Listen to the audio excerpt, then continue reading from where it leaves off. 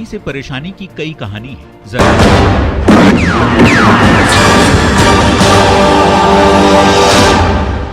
बात जुर्म से जूझते आवाम की हो या समाज में बढ़ते क्राइम ग्राफ की, अपराध की हर सूरत के पीछे छुपा होता है कोई ना कोई गुनहगार।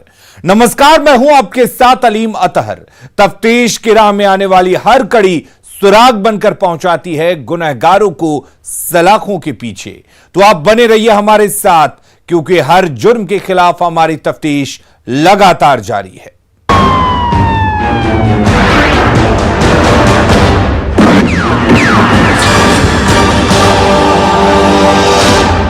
गुमला में हत्या का दौर रुकने का नाम नहीं ले रहा है। लगातार हत्या से पूरे जिले का बुरा हाल है। इस बार फिर एक व्यक्ति की टांगी से काटकर हत्या कर दी गई। इस रिपोर्ट को देखिए। 40 वर्षीय व्यक्ति का शव पड़ा हुआ है। उस पर सूचना पर थाना प्रभारी और पुलिस निरीक्षक गुमला अंचल साहब लोग प्रस्थान किए। वहां पर गए। डेड बॉडी को देखने से ऐसा प्रतीत हो रहा था कि उसको सर पर कोई टांगी से मार के उसकी हत्या कर दिया गया है।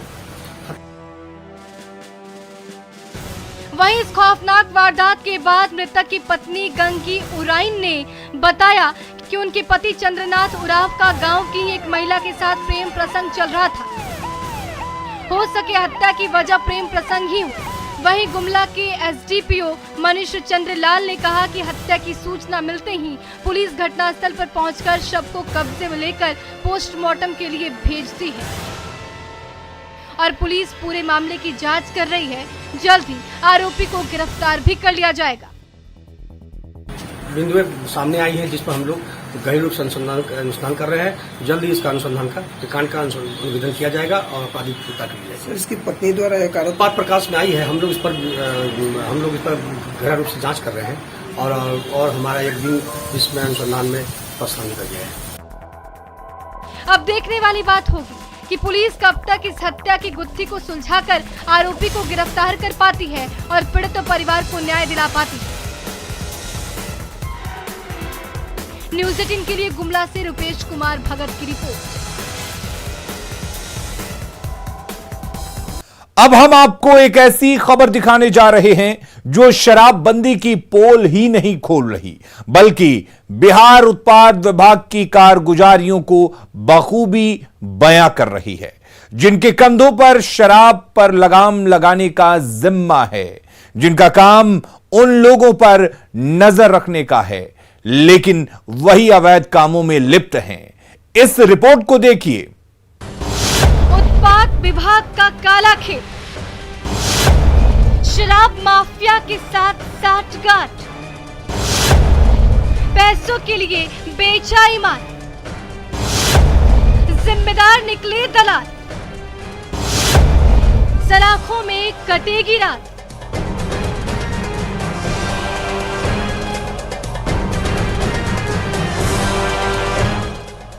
हाथों में हथकड़ी लगाए और काले कपड़े से अपना चेहरा ढके हुए जो लोग दिख रहे हैं वो आम आदमी नहीं है। इनकी करतूत ढके हुए काले रंग के कपड़े जैसे ही काली है। ये लोग हैं जिनको बिहार में शराबबंदी कानून को सफल बनाने की जिम्मेदारी दी गई है। अब तो आप समझ ही गए होंगे ये लोग कौन हैं और इनके साथ मुजरिमों वाला सलूक क्यों किया जा रहा है। इन्होंने काम ही ऐसा किया है। पैसे की लालच में वर्दी बेच डाली, अपने फर्ज से गद्दारी की है। इनके कारनामे जानकर आप भी हैरान हो जाएंगे। पूरा पुलिस महकमा शर्मसार हो जाएगा। दरअसल ये लोग शराब माफिया के साथ मिलकर बिहार में शराब सप्लाई कराने का धंधा कर रहे थे। ऐसे में आप अंदाजा लगा सकते हैं कि बिहार में शराबबंदी कानून क्यों नहीं सफल हो रही। जब ऐसे सिपाही और तैनात रहेंगे तब तक पूर्ण शराबबंदी सफल नहीं हो सकती। ये मामला सासाराम से सामने आई, जहां की पुलिस ने उत्पाद विभाग के 3 सिपाही को गिरफ्तार किया है। उत्पाद विभाग के कुछ सिपाहियों के द्वारा गलत कार्य किया जा रहा था, इसका भंडाफोड़ किया गया है और इन लोगों को कड़ी से कड़ी सजा दिलाने का काम हम लोग करेंगे। तो 5 लोगों की गिरफ्तारी हुई है, जिसमें 3 उत्पाद सिपाही हैं, गृहरक्षक जो कि उत्पाद विभाग में ही प्रतिनियुक्त है, और एक जो लाइनर है उसकी गिरफ्तारी हुई है जिसका नाम धीरज मुश्किल। उत्पाद विभाग को शर्मसार कर देने वाली ये घटना सामने आई है सासाराम से, जहां उत्पाद विभाग के 3 सिपाहियों को रिश्वत लेते हुए गिरफ्तार किया गया। घटना के बारे में बताया जा रहा है कि 10 सितंबर को नगर थाने के गुरुद्वारा रोड के विक्रम कुमार नाम के शख्स के यहाँ उत्पाद विभाग के 3 सिपाही राजीव कुमार, रविंद्र कुमार और शिवपूजन कुमार ने शराब बरामद करने के लिए छापेमारी की। विक्रम कुमार के घर में उत्पाद विभाग के सिपाही 3 सिपाही जिनका नाम राजीव कुमार, कविंदर कुमार और शिवपूजन कुमार, इनके द्वारा शराब बरामदगी हेतु छापेमारी किया गया था और उसमें शराब उन्होंने कुछ बरामद किया और इसके बाद शराब मामले में केस नहीं करने के लिए और तस्करों को जो लाभ पहुंचाने के लिए इन लोगों ने उससे पैसे की मांग की और 1.5 लाख रुपए की। इस मामले में केस नहीं करने के लिए उत्पाद विभाग के 3 सिपाहियों ने शराब माफिया से 1.5 लाख रुपए की मांग भी की थी। तस्कर विक्रम कुमार ने इन तीनों सिपाहियों को 1 लाख रुपए रिश्वत दे दी थी। को यह सूचना मिली तो पुलिस के द्वारा उसमें अपना जाल बिछाया गया और 14 तारीख को जो शेष पैसे जो लेकर के गए थे उसमें से 20,000 रुपये, 50,000 रुपये में से 20,000 रुपये को ले करके वो वहाँ पे जा रहे थे और उनको पैसे देते हुए उसको। जब इस मामले की जानकारी रोहतास एसपी आशीष भारती को मिली तो उन्होंने एक टीम गठित कर तस्करों के साथ उत्पाद विभाग के 3 सिपाहियों को रंगे हाथों दबोच लिया। जो मद्य निषेध का जो कानून है उसमें काफ़ी गंभीर प्रावधान है। इस प्रकार से कोई भी अपने सरकारी पद का गलत रूप से अगर उसका इस्तेमाल करते हैं तो उन पर करीब से करीब सजा उसमें देने का प्रावधान है और इसको हम लोग सुनिश्चित। हालांकि इस घटना के बाद से बिहार के उत्पाद विभाग के महकमे में भी हड़कंप मच गया। साथ ही आम लोग भी हैरान हैं कि आखिर जिन कंधों पर शराब बंदी को पूर्ण रूप से लागू करने की जिम्मेदारी है वो खुद ही शराब माफिया के साथ मिलकर शराब का काला कारोबार कर रहे हैं। अब देखना होगा कि गिरफ्त में आए उत्पाद विभाग के सिपाहियों पर क्या कार्रवाई होती है या विभाग अपनी नाकामी छुपाने के लिए खानापूर्ति कर मामले को रफा दफा कर देता है।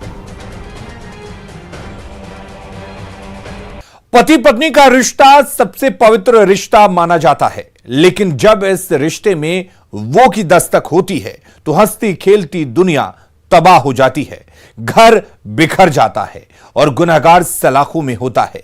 कुछ ऐसा ही हुआ है बेटा में। देखिए इस रिपोर्ट में सलाखों में कैसे पहुंचे संगदिल सनम। आशिकी में पत्नी बनी बेवफा, 14 साल बाद प्रेमी के साथ हुई फरार, 39 लाख कैश भी ले गई अपने साथ, सलाखों में संगदिल सनम।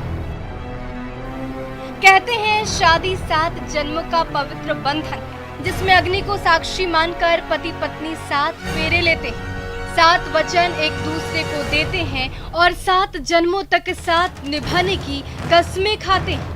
लेकिन जब इस खूबसूरत रिश्ते के बीच किसी तीसरे शख्स की एंट्री होती है तो इस पवित्र बंधन की डोर कमजोर होने लगती है, रिश्ते में दरार पड़ने लगता है, हंसता खेलता परिवार बर्बादी की कगार पर पहुंच जाता है, फरेब 7 फेरों पर भारी पड़ने लगता है। कुछ ऐसा ही हुआ पटना के बिहटा में, जहां एक बेवफा पत्नी ने शादी के 14 साल बाद 39 लाख कैश लेकर अपने आशिक के साथ रातों रात फरार हो गई थी, साथ में अपने बच्चे को भी ले गई थी। पिछले 1 महीने से अपने प्रेमी के साथ रोहतास जिले के डेहरी ऑन सोन रह रही थी, लेकिन जैसे ही पुलिस को भनक मिली, पुलिस ने घेराबंदी कर धोखेबाज बीवी को उसके माशूक के साथ गिरफ्तार कर लिया। कंप्लेंट किया गया था बीटा थाने में कि उसकी पत्नी गायब हो गई है और हाल ही में उसने अपनी ज़मीन बेची थी, उसका 39 लाख रुपए के आसपास उसने अपनी पत्नी के अकाउंट में ट्रांसफ़र किया था और वो पैसा भी ले करके वो उसकी पत्नी चली गई, ऐसी कंप्लेंट हुई थी।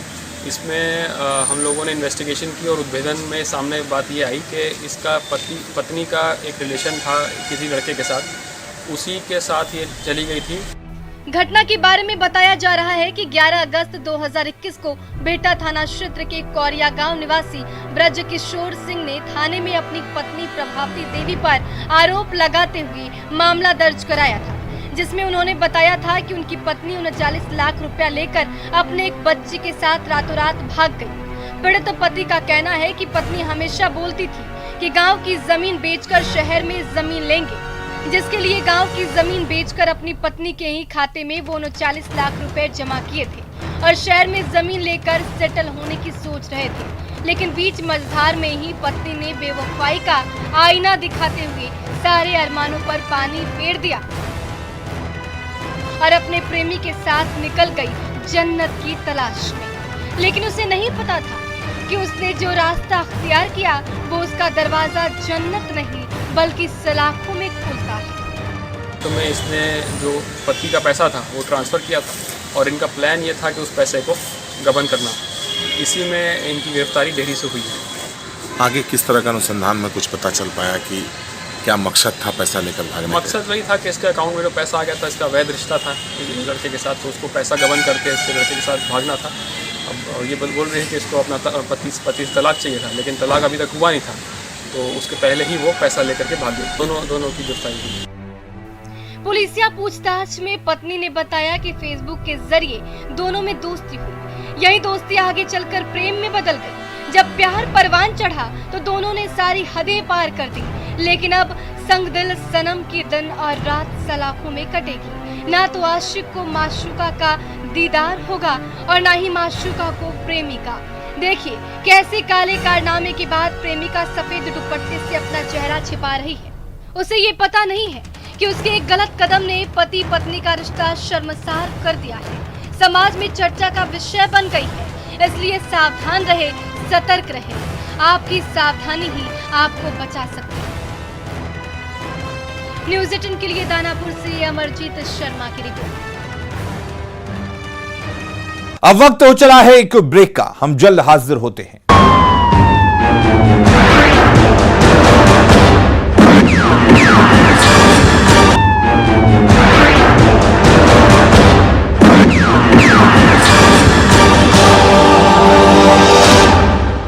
आपकी जेब में कहीं जाली नोट तो नहीं है? ये हम इसलिए पूछ रहे हैं क्योंकि बिहार में जाली नोटों का कारोबार तेजी से फल फूल रहा है।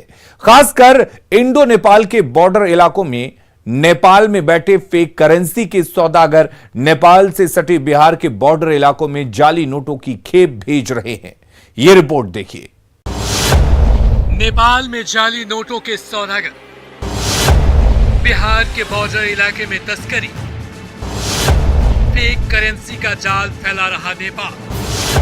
सावधान, कहीं आपकी जेब में जाली नोट तो नहीं।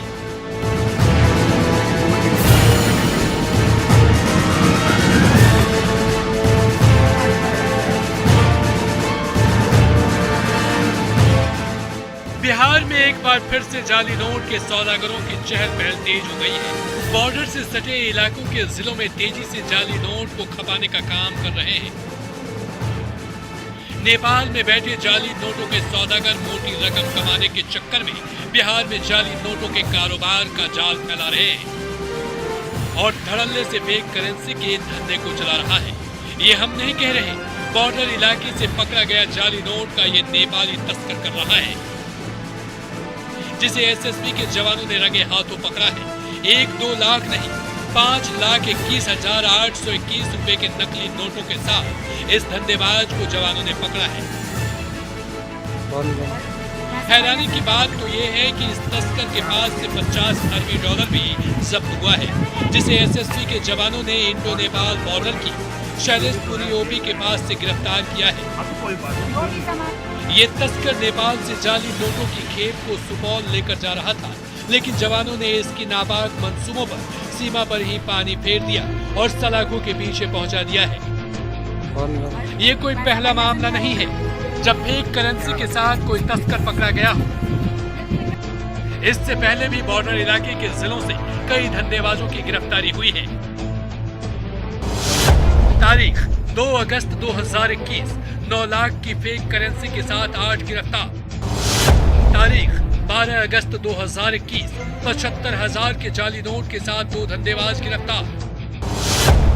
तारीख 18 जुलाई 2021 इंडो नेपाल बॉर्डर से 13,000 की फेक करेंसी के साथ एक गिरफ्तार। तारीख 18 अप्रैल 2021 65,000 के जाली नोटों के साथ एक तस्कर गिरफ्तार। इन आंकड़ों को देखने के बाद यही लगता है कि नेपाल में बैठे नोटों के सौदागर बिहार के बॉर्डर इलाके के जिलों को अपना स्पॉट टारगेट बना रखे हैं। बिहार के पश्चिम चंपारण जिले से सटा नेपाल का इलाका जाली नोटों के कारोबार का सेफ जोन बन गया है। पश्चिम चंपारण, पूर्वी चंपारण, सीतामढ़ी, मधुबनी, सुपौल, किशनगंज और अररिया बिहार के ये 7 जिले ऐसे हैं जो किसी न किसी रूप से नेपाल की सीमा को छूते हैं। यही वजह है कि जाली नोटों के तस्कर नेपाल बैठकर आसानी से इन जिलों के इलाकों में फेक करेंसी की खेप को पहुंचा रहे हैं और अपना धंधा बिना जोखिम के चलाए जा रहे हैं। लेकिन सीमा पर चौकसी की वजह से वो अपने नाकाब मंसूबों में कामयाब नहीं हो पा रहे हैं। यही वजह है कि आए दिन कोई न कोई तस्कर गिरफ्तार हो रहा है। सुपौल में जिले के इंडो नेपाल बॉर्डर की सैलैशपुरी ओपी के पास से एसएसबी जवानों की चौकसी से एक नेपाली तस्कर को 5,21,821 रुपए के नेपाली नोट और 50 अरबी दिरहम जब्त। गिरफ्तार नेपाली नागरिक इन रुपयों को नेपाल से सुपौल ले जा रहा था। इस दौरान चेक पोस्ट पर मौजूद एसएसबी के जवानों ने जब उसके बैग की तलाशी ली तो जवानों के होश फाख्ता हो गए। लेकिन सवाल है कि इतने रुपए को वो भारत क्यों ला रहा था। एसएसबी के जवानों से पूछताछ में पाया है कि बीरपुर के रहने वाले अरब अली भी इस धंधे से जुड़ा हुआ है, जिसे यह रुपया पहुंचाना था। पूछताछ के दौरान पता चला कि ये किरण डाय करके एक इटहरी के निवासी हैं, जिनके द्वारा इनको पैसा दिया गया था और बताया गया था कि यहाँ पर एक अरब बीरपुर के रहने वाले हैं अरब अली, उनको ये हैंडओवर करना था। इसको अभी सीज किया गया है। सीज करने के बाद इसको कस्टम में दे दिया गया है। आगे की कार्रवाई कस्टम विभाग के द्वारा किया जा रहा है। इटहरी निवासी किरण डाय कौन है जो नेपाल से बिहार में नोटों की तस्करी कर रहा है? बीरपुर का अरब अली किरण डाय से कैसे जुड़ा है, ये पता लगाना पुलिस को किसी चुनौती से कम नहीं है। अगर समय रहते नकली नोटों के ऐसे सौदागरों पर शिकंजा नहीं कसा गया तो ये सिंडिकेट बिहार के लिए परेशानी का सबब बन जाएगा। बाजारों में जाली नोटों का जाल फैलता जाएगा। जरूरत है किरण डाय की पहचान कर जल्द से जल्द गिरफ्तार करने की, अरब अली को सलाखों के पीछे पहुंचाने की, ताकि फिर कोई नोटों का सौदागर बिहार में जाली नोट की खेप भेजने की हिमाकत न करे। न्यूज़ 18 के लिए सुपौल से अमित कुमार झा की रिपोर्ट। अपराधी चाहे लाख शातिर हो, तफ्तीश की दिशा अगर सही है तो बच नहीं सकता कोई गुनहगार सलाखों के पीछे जाने से। तो पुलिस चाहे सोई हो, मुजरिम चाहे कोई हो, आप बने रहिए हमारे साथ, क्योंकि हर जुर्म के खिलाफ हमारी तफ्तीश लगातार जारी है।